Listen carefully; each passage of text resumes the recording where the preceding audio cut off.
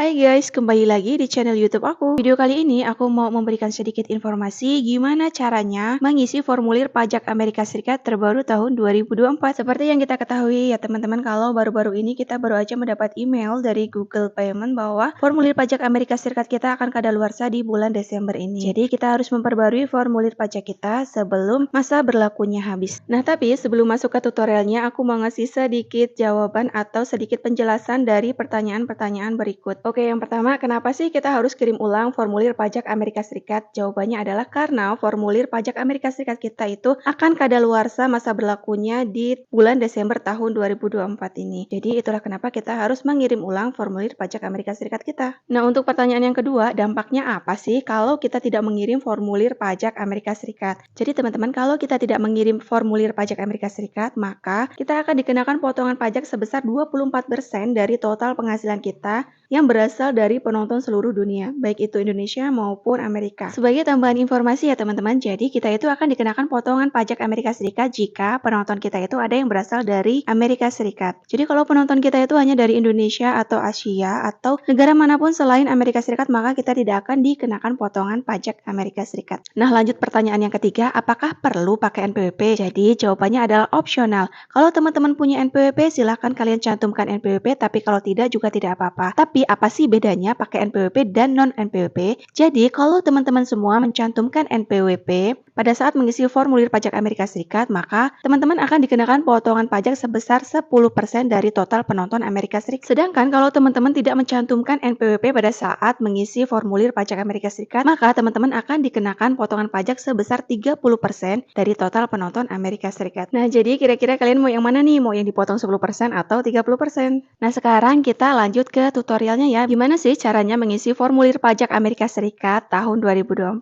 Tonton video ini sampai habis ya supaya tidak ada salah pemahaman. Tanpa berlama-lama langsung aja kita ke tutorialnya. Nah, pertama kalian masuk dulu ke akun Google AdSense kalian. Setelah itu klik garis 3 yang ada di pojok kiri atas ini. Setelah itu klik AdSense untuk YouTube. Selanjutnya scroll ke bawah, klik pembayaran, lalu klik info pembayaran. Nah, di bagian sini kalian klik yang tanda panah ke bawah, lalu klik yang YouTube. Selanjutnya, kalian scroll ke bawah, lalu kalian klik yang kelola setelan. Next, kalian klik tanda pensil yang ada di bagian sini. Selanjutnya, kalian klik kelola info pajak. Setelah itu, kalian klik yang kirim formulir baru di bagian sini. Nah, di bagian sini bisa kalian baca-baca dulu. Sekiranya kalian sudah paham, baru klik di bagian mulai formulir. Nah, di sini kalian diminta untuk mengisi alamat email yang kalian gunakan untuk akun AdSense. Kalau sudah, klik selanjutnya. Nah, di bagian sini aku klik yang perorangan karena akunku ini adalah akun perorangan. Tapi kalau akun kalian itu adalah akun non-perorangan, non-individu, maka kalian bisa pilih yang non-individu. Selanjutnya, karena aku adalah warga Indonesia, jadi aku pilih yang tidak. Lalu klik selanjutnya. Nah, di bagian sini kita pilih yang W8BN karena akun kita adalah akun perorangan. Nah, yang di bagian bawah itu untuk individu non-Amerika Serikat yang memperoleh penghasilan terkait perdagangan atau bisnis. Selanjutnya, klik mulai formulir W8BN. Nah, di sini kita ada 7 tahapan. Tahapan yang pertama itu adalah mengisi identitas pajak. Nah, nama ini udah otomatis terisi, tapi kalian pastikan lagi bahwa nama ini adalah nama yang sesuai dengan kartu identitas, misal KTP atau SIM. Nah, untuk nama DBA ini adalah opsional, jadi bisa dikosongkan. Untuk negara atau wilayah kita pilih yang Indonesia. Nah, selanjutnya TIN asing. Apa sih TIN asing? Jadi TIN asing ini kita isi dengan nomor NPWP kita. Untuk bagian ITIN atau SSNAS itu kita kosongin ya. Oke, kalau nomor NPWP sudah kalian isikan, selanjutnya kalian klik yang berikutnya. Nah, untuk tahapan yang kedua, kita diminta untuk mengisi alamat tinggal permanen. Kalau alamat tinggal kalian menggunakan PO Box, maka kalian checklist di bagian ini. Tapi kalau enggak, ya lewatin aja. Nah, untuk nama negara atau wilayah, kita pilih yang Indonesia. Nah, selanjutnya di bagian alamat kalian isi dengan lengkap. Dan kalau alamat kalian itu adalah alamat tinggal permanen, maka kalian centang di bagian ini, alamat surat sama dengan alamat tempat tinggal tetap. Tapi kalau alamat tempat tinggal dan alamat pengiriman surat itu nggak sama, kalian nggak usah centang itu dan kalian isi alamat untuk tujuan pengiriman surat. Masuk ke tahapan yang ketiga yaitu perjanjian pajak. Nah, kalau kalian tadi tidak mengisi nomor NPWP, maka kalian isi yang tidak dan bisa lanjut klik yang berikutnya. Tapi kalau kalian tadi mengisi nomor NPWP, maka kalian pilih yang ya. Nah, karena tadi aku mengisi nomor NPWP, jadi aku pilih yang ya. Selanjutnya aku checklist di bagian ini dan untuk negara aku pilih yang Indonesia. Nah, untuk tarif dan ketentuan khusus kita checklist yang royalti dan hak cipta. Setelah itu pilih pasalnya, ini cuma ada satu pasal. Dan untuk tarifnya kita klik yang 10%.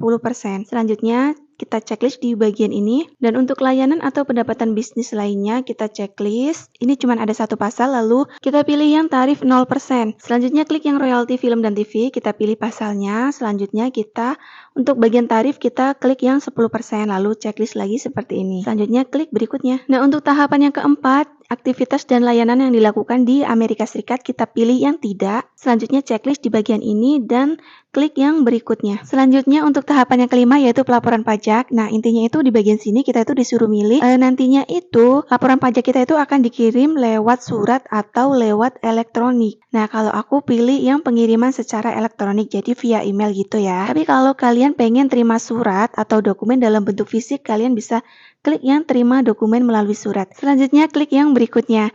Nah, untuk tahapan yang kelima yaitu pratinjau dokumen. Nah, di sini kalian bisa meninjau dulu dokumen yang udah kalian isi tadi itu ada salahnya atau tidak. Nah, kalau misalnya udah benar, kalian checklist di bagian ini. Saya menyatakan bahwa saya telah meninjau dokumen pajak yang dibuat. Nah, kalau sudah, kalian klik yang selanjutnya.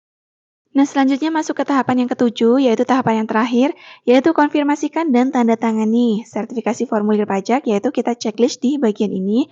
Kalian bisa baca-baca dulu ya teman-teman, karena ini tuh adalah ancaman atau pidana kalau kita memberikan keterangan palsu. Selanjutnya di bagian afidavit atas status tidak berubah, ini adalah opsional, jadi bisa kita lewatin ya teman-teman.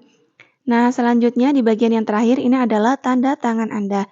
Nah, ini aku kan mengisi sendiri untuk formulir aku, jadi aku centang yang iya. Saya adalah pemilik manfaat yang disebutkan di bagian identitas pajak. Nah, di sini akan otomatis muncul nama kita, selanjutnya klik kirim. Nah, setelah formulir berhasil dikirim, ini adalah status formulir W8BN aku, yaitu sedang ditinjau. Nah, sebagai gambaran, kemarin itu aku mengirim di tanggal 12 Oktober 2024, dan di tanggal 18 Oktober tahun 2024 aku baru mendapatkan email konfirmasi dari Google bahwa formulir pajak aku disetujui. Nah, ini adalah bukti kalau formulir pajak aku itu udah disetujui. Jadi aku tuh dapat email dari Google Payment bahwa formulir yang aku ajukan itu udah disetujui, dan juga waktu aku cek di akun Google AdSense aku itu statusnya udah disetujui.